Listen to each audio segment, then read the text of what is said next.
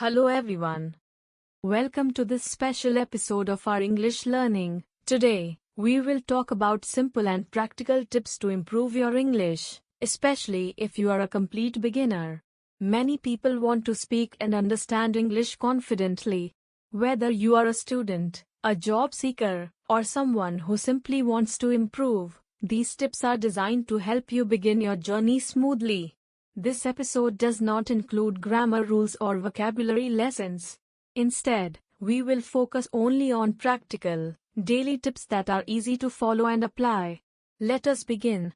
Tip 1. Start with listening every day.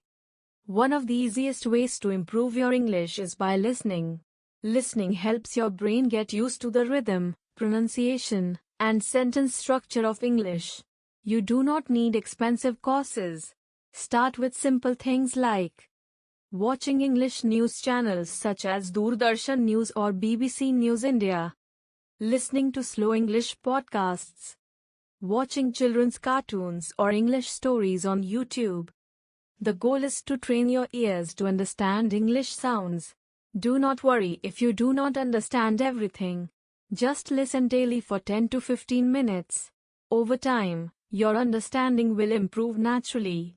Listening also helps with pronunciation. You will notice how native and fluent speakers pronounce. Tip 2. Use English in daily life. The best way to learn any language is by using it. Don't wait to become perfect in English before you start speaking. You can start today. Here are some small ways to use English in your everyday life. Say small English sentences to yourself, like I am brushing my teeth or I am going to the market. Try to write your daily to-do list in English. Talk to friends or family members who are also learning English. Change the language of your phone or apps to English. These small changes make a big difference.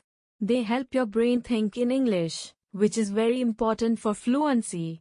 Remember, you don't need long, complicated sentences.